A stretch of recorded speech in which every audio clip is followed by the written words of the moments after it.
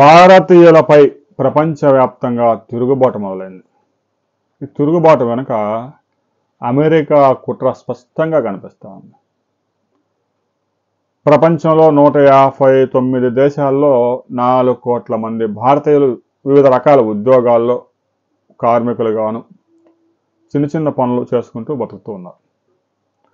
అమెరికాలో అయితే ఎక్కువగా సాఫ్ట్వేర్ ఇంజనీర్లు, దుబాయ్ పోయేవాళ్ళు డ్రైవర్లుగా, ఇంటి పని చేసేవాళ్ళు, గొర్రెలు గాయడానికి రకరకాల పనులకు వెళ్తా ఉన్నారు. ఈ విధంగా 4 కోట్ల మంది భారతీయులు ప్రపంచవ్యాప్తంగా సాఫ్ట్వేర్ ఇంజనీర్ దగ్గర నుంచి గొర్రెలు కాసే పని దాకా అన్ని పనులు చేసుకొని బతుకుతూ ఉన్నారు. అయితే ఎప్పుడైతే అమెరికా అధ్యక్షుడిగా ట్రంప్ రెండోసారి ప్రమాణ స్వీకారం చేశాడో అప్పుడే టారిఫ్ వార్కి తెరలేపాడు. అమెరికాలో ఉత్పత్తి చేసిన వస్తువుల్ని భారతదేశం కొనడం లేదు. అలా కొనుగోలు చేసే వస్తువుల మీద 200% పన్నులు వేస్తూ ఉన్నారు. మేము కూడా వేస్తామని చెప్పేసి ఇప్పటికే 50% వేశాడు. మరొక 50% పన్నులు పెంచడానికి సిద్ధం అవుతా ఉన్నారు.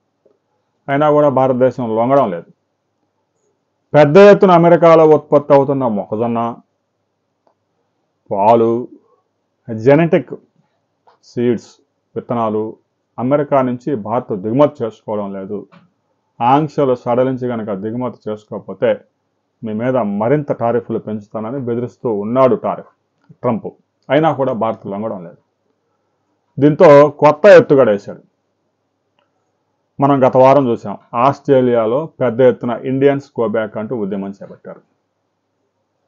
సోషల్ మీడియా వేదికగా ఒక 15 రోజులు విపరీతంగా ప్రచారం చేయటం, ఒక ఫైన్ సండే మార్నింగ్ బజార్లలో పెద్ద ఎత్తున ర్యాలీలు చేయటం, ఆ ర్యాలీల్లో దాడులకి తెగబట్టడం. ఈ విధంగా ఒక పద్ధతి ప్రకారం భారతీయుల మీద ఒక్కొక్క దేశంలో దాడులు చేసుకుంటూ వెళ్తా ఉన్నారు. తాజాగా లండన్ నడి వీధుల్లో భారతీయులు వెంటనే ఖాళీ చేసి వెళ్ళిపోవాలంటూ పెద్ద ఎత్తున ఉద్యమం నడిచింది. రాబిన్సన్ అనే విలేకరి పిలుపు మేరకు మొదట ఒక 10,000 మంది వస్తారని అంచనా వేశారు. యునైటెడ్ ద కింగ్డమ్ అంటూ నినాదంతో 140,000 మంది బ్రిటన్ పార్లమెంటు ఉన్న వీధుల్లో ర్యాలీ చేశారు. పోలీసుల మీద దాడులు చేశారు. చేతికందిన వస్తువులతో పోలీసుల మీద దాడులు చేశారు. వాటర్ బాటిళ్ళు, రాళ్ళు, కర్రలతో కొట్టారు. పోలీసులు జరిపిన ప్రతి దాడుల్లో నిరసనకారులు కూడా గాయపడ్డారు. ఇక కాల్పులు జరిపి చనిపోయేదాకా పరిస్థితి వస్తే తీవ్రంగా మారుతుంది కాబట్టి ఉద్యమకారులు కూడా కొంచెం వెనక్కి తగ్గారు. అయితే కేవలం భారతీయుల మీద ఈ వ్యతిరేకత ఎందుకు వస్తుంది? ప్రపంచవ్యాప్తంగా చైనీయులు 6 కోట్ల మంది చాలా దేశాల్లో పనిచేస్తున్నారు కదా. గో బ్యాక్ చైనీస్ అనే ఉద్యమం ఎక్కడా మనకి ఇంతవరకు రాలేదే. కానీ భారతీయుల్ని కేవలం అమెరికా నుంచే కాకుండా ప్రపంచంలో ఉన్న అగ్రదేశాలు, అమెరికా చెప్పు చేతల్లో నడుస్తున్న దేశాల నుంచి ముందుగా వెళ్ళగొట్టే ప్రయత్నాలు జరుగుతూ ఉన్నాయి. ఒత్తిడి పెంచుతూ ఉన్నారు భారతదేశం మీద. ఈ విధంగా భారతీయులందరినీ, విదేశాల్లో పనిచేస్తున్న, ఉద్యోగాలు చేస్తున్న భారతీయులకు రక్షణ లేకుండా పోయింది. ఇది ఆస్ట్రేలియాకి, బ్రిటన్కి పరిమితం కాదు. రాబోయే రోజుల్లో జర్మనీ, న్యూజిలాండ్, జపాన్, మలేషియా దేశాల్లో కూడా అమెరికా ఎలాంటి ప్రయత్నాలు చేసే అవకాశం లేకపోలేదు. భారతీయులు, ఎన్ఆర్ఐస్ చాలా జాగ్రత్తగా ఉండాలి.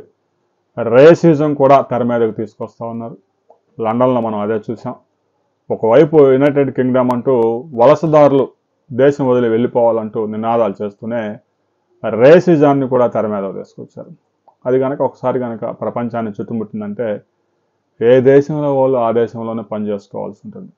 అగ్రరాజ్యాలకు ఇబ్బంది లేదు. అమెరికన్స్, బ్రిటిష్ వాడో, ఆస్ట్రేలియా వాళ్ళు విదేశాలకు వెళ్ళి పనిచేసే వాళ్ళు చాలా కొద్ది మంది మాత్రమే ఉంటారు.